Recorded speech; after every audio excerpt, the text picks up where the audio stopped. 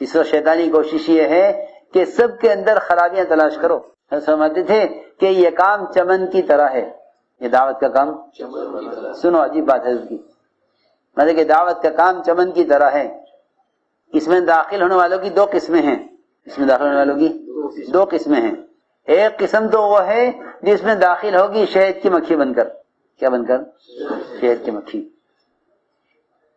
اس کو کوئی پرواہ نہیں ہے کہ کس درخت کے نیچے گندگی ہے، کہاں کھاد پڑی ہوئی ہے، کہاں بدبو ہے. اسے اس طرف اس کی کچھ خبر نہیں ہے. اس کی تلاش، اس کی جستجو، اس کی کوشش یہ ہے کہ مجھے کس کس پھول سے، کس پھل سے مجھے رس چوسنا ہے شہد بنانے کے لیے، تاکہ انسانوں کے نفع کا سامان بنے. شہد شفا ہے لوگوں کے لیے. اگر وہاں گندگی پڑی بھی ہے اور یقیناً ہوگی، اس لیے کہ درختوں کی جڑوں میں کھاد ڈالی جاتی ہے. کیوں بھائی؟ کھاد ڈالی جاتی ہے نا. ہاں، جتنی گندی کھاد ہوگی اتنی اچھی پیداوار ہوگی. ایسا ہی ہے نا. ہاں، دیسی کھاد ڈالتے ہیں کہاں؟ درخت کی جڑوں میں. شہد کی مکھی کو اس سے کوئی مطلب نہیں ہے کہ کھاد تو یقیناً ڈالی جائے گی، کھاد تو ہوگی اندر. ایسا ہی ہے نا. یا کوئی چمن یا کوئی درخت کھاد کے بغیر نہیں، کھاد تو لے گی. لیکن شہد کی مکھی کو اس کی خبر بھی نہیں ہے، کیونکہ وہ شہد کی مکھی اس کی تلاش میں نہیں ہے. اس کا اپنا مقصد ہے کہ پھولوں سے پھلوں سے رس چوسے. اور فرمایا کہ دوسری قسم وہ ہے کہ جن کا مزاج تنقید کرنے کا ہے، کہ وہ داخلوں کے چمن میں خنزیر بن کر، کیا بن کر؟ سور بن کر. جی ہاں، گندگی کہاں ہے تلاش کریں گے وہ. انہیں کوئی پرواہ نہیں ہے پھولوں کی، پھلوں کی. کیوں؟ انہیں پھولوں سے خنزیر کو کوئی مطلب نہیں ہے. اس کی غذا، اس کی جستجو، اس کی تلاش گندگی ہے. جی ہاں، وہ کوشش کر کے کہیں سے بھی گندگی تلاش کر لے گا. یہ اس کا ملحوظ ہے کہ اس کام میں آنے والوں کی دو قسمیں ہوں گی. ایک وہ ہوں گے جو خوبیاں تلاش کریں گے، ایک وہ ہوں گے جو خرابیاں تلاش کریں گے. جی ہاں، تو خرابی ہے نہیں کہ ملیں گی نہیں. یہ فرشتے نہیں ہیں کام کرنے والے، انسان ہیں، ملیں گی. تو خوبی تلاش کی جاتی تھی. اعلان کر کے ایک جنازہ لایا گیا نماز پڑھانے کے لیے. حضور اکرم صلی اللہ علیہ وسلم آئے نماز پڑھانے کے لیے. آپ تشریف لائے نماز پڑھانے کے لیے.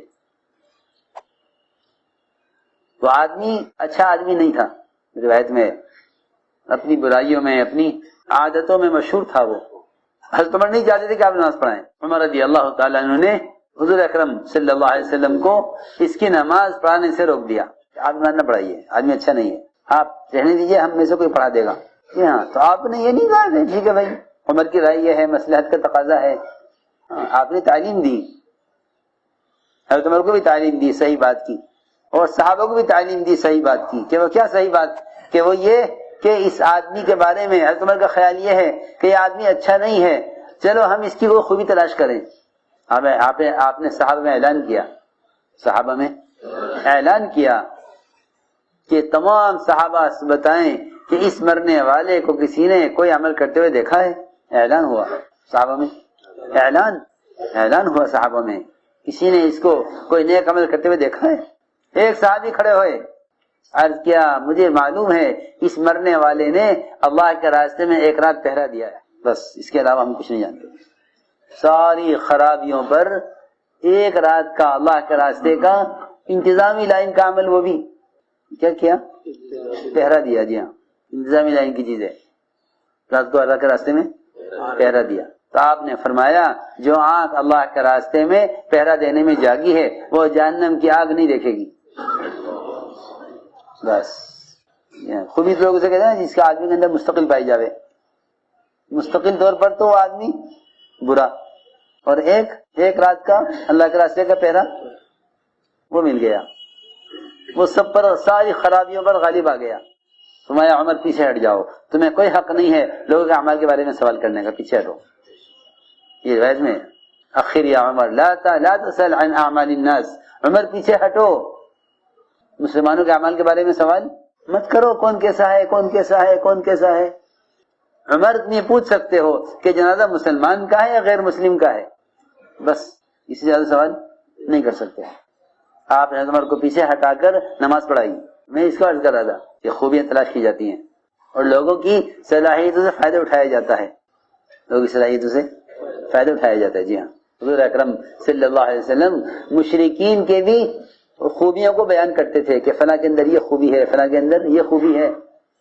عمر رضی اللہ تعالیٰ عنہ ایک یہودی کے بارے میں کہتے تھے کاش یہ یہودی اسلام لے آوے تو میں اس کو اپنا محاسب بنا لوں، اپنا محاسب، سی اے کہتے ہیں نا، چارٹر اکاؤنٹنٹ، ہاں حساب میں تیز ہے، حساب میں یہودی تیز ہے، کاش یہ مسلمان ہو جاوے تو میں اس کو کیا بنا لوں، محاسب۔ جی ہاں، جو غیروں کی صلاحیت سے فائدہ اٹھانا چاہتے ہوں وہ اپنوں کی صلاحیت سے کتنا فائدہ اٹھاتے ہوں گے؟ ہاں، غیر مسلم مگر حساب میں ماہر ہے، مسلمان ہو جاوے تو میں اس کو بیت المال کا محاسب بنا لوں تو حساب میں تیز ہے۔ یہ تھی بات۔ تو میں نے عرض کیا کہ حضور اکرم صلی اللہ علیہ وسلم کے یہاں بہت وسعت تھی، آپ نے امت بنائی ہے، آپ نے امت بنائی۔ آپ کسی انسان کا درجہ اس سے کم نہیں سمجھتے کہ آپ اس کو دعوت دیں، آپ اس کو دعوت دیں، اس سے کم درجہ کسی کا نہیں سمجھتے تھے کہ آپ اس کو دعوت دیں۔ آپ کی دعوت کی عمومیت میں یہ بات ہے، آپ کی دعوت میں عمومیت ہے کہ آپ ہر فرد کو دعوت دیتے تھے۔ سفر ہجرت میں آپ نے ڈاکوؤں کا راستے اختیار کیا، ڈاکوؤں کو دعوت دینے کے لیے، ڈاکوؤں کو دعوت دینے کے لیے ڈاکوؤں والا راستے اختیار کیا۔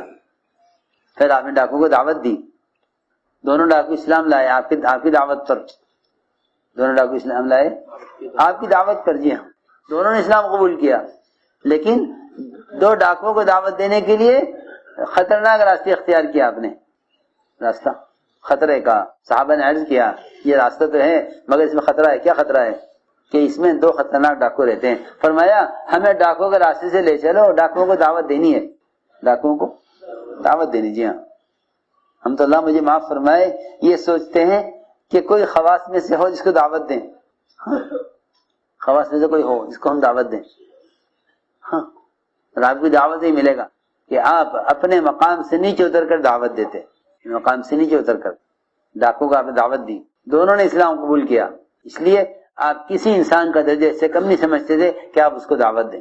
اس لیے انفرادی دعوت اصل ہے، انفرادی دعوت اصل ہے کہ اصل انفرادی دعوت ہے کہ انفرادی دعوت میں داعی کی ترقی ہے اور مدعو کی ہدایت ہے، مدعو کے لیے ہدایت ہے، داعی کے لیے ترقی ہے کہ جب تک انفرادی دعوت کو اصل سمجھتے رہو گے ہر طرح کے فتنے سے بچو گے،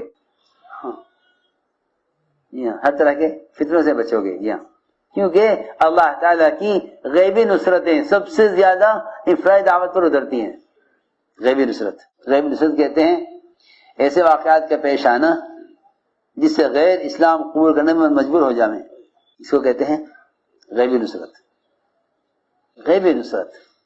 غیبی نصرت کے دو رخ ہیں۔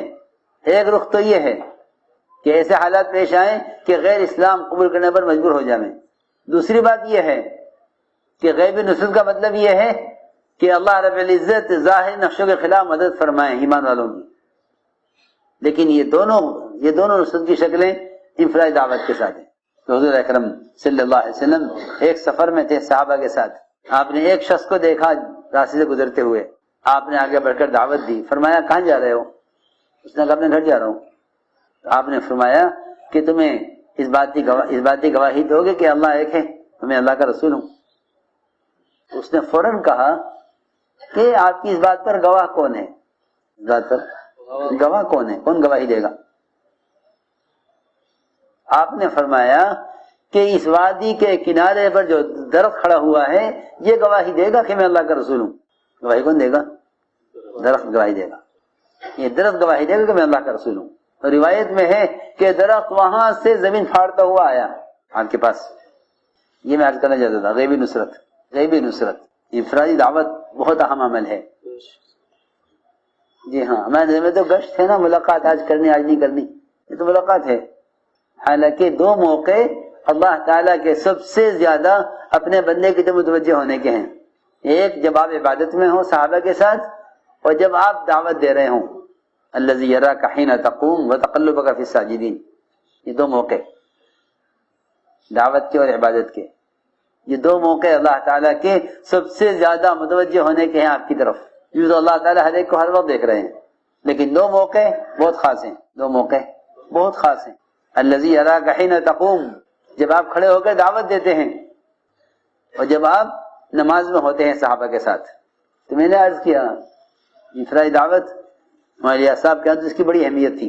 مولانا صاحب کے ملفوظات میں چھپا ہوا ہے کہ انفرادی دعوت اتنی اہم ہے کہ کوئی شخص نفل نماز میں مشغول ہے اور کوئی نیا آدمی آ کر جانے لگے تو نماز توڑ کر اس کو روک لے. اگر جانا چاہتا ہے فوراً تو پہلے اس کو دعوت دے پھر نماز پوری کرے.